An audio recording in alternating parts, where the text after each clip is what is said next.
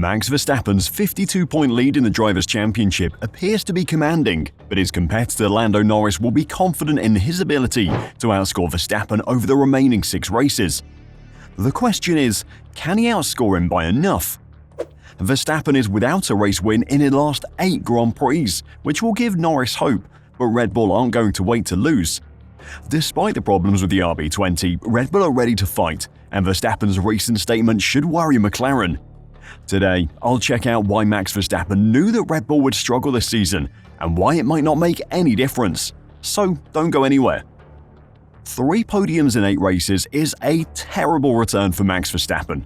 You have to go all the way back to 2019 to find the last time he secured 3 or less podium finishes in any 8-race stretch. What makes this run of bad races even more surprising is how dominant Red Bull were at the start of the season. Verstappen won 7 of the opening 10 races, and when he did win, it was relatively comfortable. However, McLaren quickly closed the performance advantage that Red Bull had, and Ferrari and Mercedes aren't far behind. Since the Spanish Grand Prix, Verstappen has failed to finish on the top step of the podium, and his teammate Sergio Perez hasn't had a podium finish since the 5th round of the season in China. The unstoppable Red Bull freight train has well and truly derailed and ploughed straight into their own garage, where the casualties have been senior staff members like Adrian Newey, who is going to Aston Martin, Jonathan Wheatley, who's going to Audi, and Will Courtney, who is going to McLaren, among many others. According to Red Bull, though, they saw this coming, though how they did and why they didn't do anything about it are 2 pretty perplexing questions.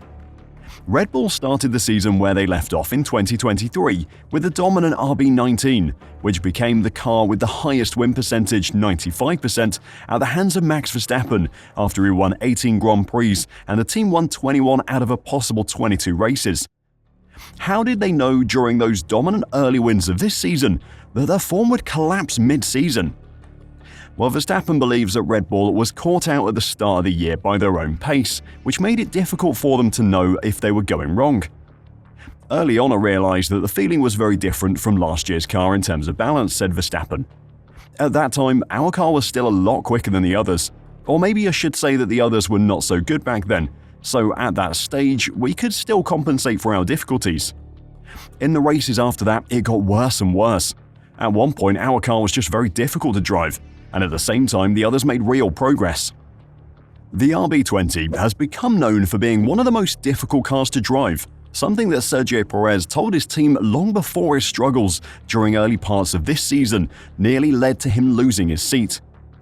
One theory behind why things have gone so wrong for Red Bull was the huge number of changes made to the car over the winter. 2023's RB19 was so dominant that it was a shock when the RB20 turned up looking like a brand new car. But Verstappen has denied that the striking changes that Red Bull made to the RB20 over the winter have been the contributing aspects behind the squad's sharp decline. I don't think you can tell from the outside what went wrong, so that's not the point, Verstappen retorted. What the car looks like on the outside is not the issue. The problem for the Red Bull drivers has been just how unstable the car is during the corners. Verstappen has repeatedly stated he feels the front and rear end of the car were not feeling connected anymore. The complaints about the car's handling and the fact that you can't see the problems from the outside implies that the floor is to blame for the RB20's poor handling. Unintended consequences of a new floor are a headache that many teams have faced under these regulations. Mercedes struggled for 2 years with the ground effect cars, while Ferrari saw high-speed bouncing return with a floor update in Barcelona. It seems trickier than what everyone thinks, Verstappen said in an interview with motorsport.com. At the moment, even McLaren is holding back a new floor, which they're not fully sure about. It's a lot more sensitive with upgrades than under previous regulations. McLaren have made large-scale changes to their floor since the Miami Grand Prix, instead building on a stable platform they have by adding performance elsewhere, a strategy that has clearly been working. Despite Red Bull's problems, though, the team sound confident that a huge upgrade for the next race in America will solve their problem. Before I tell you about that, though, if you enjoy our daily F1 news videos and want to help support the channel, the best thing you can do is head over to f1reverse.com and check out our Formula 1 themed merch. It's great quality, the designs are clean and good looking, and they're shipping worldwide now.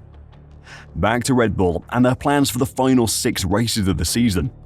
The obvious goal for the team is to win both championships. That means holding onto the Drivers' Championship and trying to find a way to close the 41-point gap to McLaren. That is going to require a turnaround in form though, but according to Verstappen, that turnaround has already started with a floor upgrade in Baku. Sergio Perez shocked everyone by fighting for the podium before a late clash with Ferrari's Carlos Sainz. A week later, Verstappen took second in Singapore, and while he was miles away from title rival Lando Norris in the McLaren, the fact that Red Bull finished second on what has been their worst track in 2023 was a positive sign. The changes to the underfloor in Baku were only a little tweak, but Verstappen is hopeful that this specific upgrade is the beginning of a solution. Yeah, it feels better. That was already a good step for us. I do think we're moving in the right direction now. It will take some time.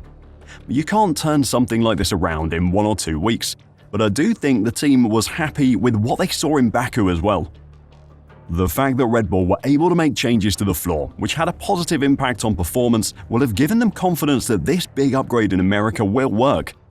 If they can make improvements, then it shows that they know what is causing the problem and can then go and attack it. While a route back is available for Red Bull, it has been a bruising 8-race stretch for a team that has enjoyed dominating the sport in spectacular fashion for well over a year. Specifically, the Italian Grand Prix at Monza, where Verstappen finished 6th, was a painful low point for Red Bull. The team made experimental changes to both cars to try and find out what was going wrong, leading to Verstappen lamenting that balance issues had made the RB20 into a monster. However, Horner considers Red Bull's experimental showing on Italian soil as a critical moment, as it helped to discover where the side had gone wrong in development. We already could see the issues, but I think what Monza really exposed was perhaps some of the root cause, or helped to identify the root cause of the issue, he said. So I'm taking Monza as a low point, and we're starting to build out of that.